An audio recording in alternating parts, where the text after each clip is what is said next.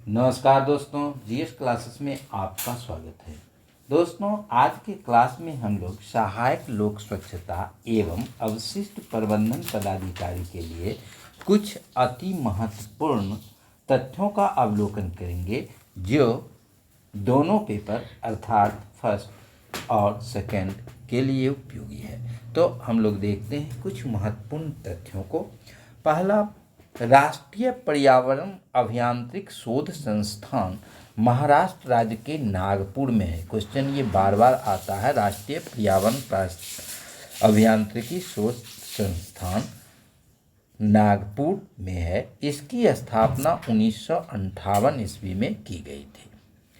आगे है, राष्ट्रीय पर्यावरण अभियांत्रिकी शोध संस्थान की 5 क्षेत्रीय प्रयोगशालाएं हैं। यह प्रयोगशाला चेन्नई, हैदराबाद, दिल्ली, कोलकाता एवं मुंबई में है। आगे, संयुक्त राष्ट्र पर्यावरण कार्यक्रम UNEP की स्थापना 1972 ईस्वी में हुई थी। इसका मुख्यालय नैरोबी, केन्या में है। अगला क्वेश्चन है,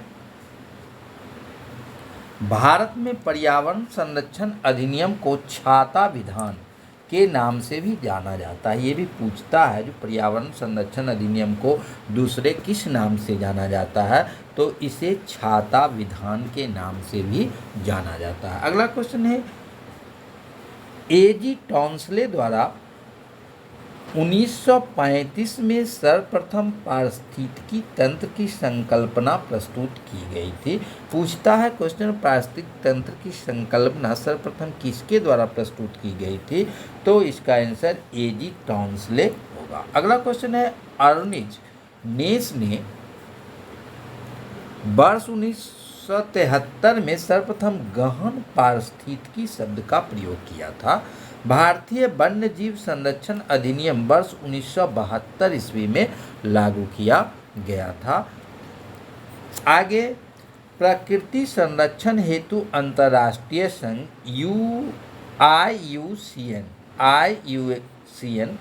की परिभाषा के अनुसार किसी प्रजाति को तब विलुप्त माना जाता है जब वह अपने प्राकृतिक आवास में 50 वर्ष से नहीं देखी जाती। यानी कि किसी भी प्राणी को विलुप्त उस स्थिति में माना जाता है जब वह अपने प्राकृतिक आवास क्षेत्र में 50 वर्षों से नहीं दिखाई पड़ती है। विलुप्त होने वाली प्रजातियों की सूचीबद्धता रेड डाटा बुक में की जाती है। विलुप्त होने वाली प्रजातियों की सूचीबद्धता रेड डाटा बुक में की जाती है। आगे अब है, वर्ष 1952 में चीता को भारत से विलुप्त प्राणी घोषित किया गया था। वर्ष 1952 में, इसको याद रखेंगे क्योंकि हाल ही में चीता भारत में लाया गया है। अगला क्वेश्चन है, सर्वाधिक जैव विविधता उष्णकटिबंधीय क्षेत्रों में पाई जाती है। सर्वाधिक जैव विविधता उष्णकटिबंधीय क्षेत्रों में पाई जाती है। केरल स्थित शांत घाटी में सर्वाधिक जैव विविधता पाई जाती है। अब हम लोग आगे देखते हैं।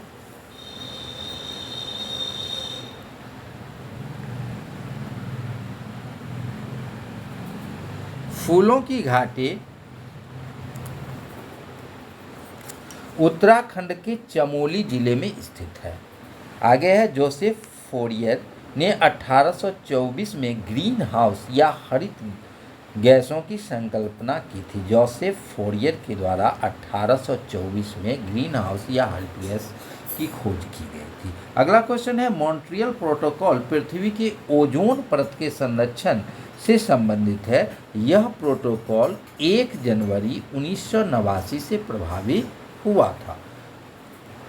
आगे है, टेक्सास वृक्ष हिमालय में प्राकृतिक रूप से पाया जाता है। टेक्सास वृक्ष से टेक्सोल नामक औषधि प्राप्त की जाती है, जो विशेषतः कैंसर के प्रति प्रभावी, यानी कि कैंसर रोग के इलाज में टेक्सास वृक्ष से जो टेक्सोल पाया जाता है उसका उपयोग औषधि के रूप में किया जाता है। अब आगे, भारतीय वन्यजीव संस्थान देहरादून में है। यह भी क्वेश्चन बार बार आता है। आगे, वन अनुसंधान संस्थान की स्थापना उत्तराखंड के देहरादून जिले में 1906 में की गई थी। वन अनुसंधान संस्थान की स्थापना 1906 ईस्वी में देहरादून में की गई थी। राष्ट्रीय पादप अनुवांशिक संसाधन ब्यूरो की स्थापना वर्ष 1976 में नई दिल्ली में की गई थी। अंतर्राष्ट्रीय टाइगर दिवस 29 जुलाई को मनाया जाता है। भारतीय टाइगरों को बचाने के लिए प्रोजेक्ट टाइगर 1973 ईस्वी में प्रारंभ किया गया था। येलोस्टोन नेशनल पार्क संयुक्त राज्य अमेरिका में है, जो संयुक्त राज्य अमेरिका का पहला नेशनल पार्क है। अब है अम्ल वर्षा के लिए नाइट्रस ऑक्साइड एवं सल्फर डाइऑक्साइड मुख्य रूप से उत्तरदायी है। भोपाल गैस त्रासदी की घटना 3 दिसंबर 1984 ईस्वी को हुई थी। इसमें मिथाइल आइसोसाइनेट नामक गैस का रिसाव हुआ था।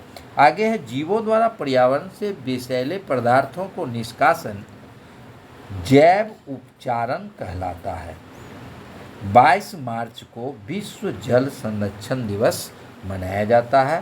Central arid zone research institute Jodhpur में है और भारत में 1 मार्च एक्ट 1937 में लागू किया गया।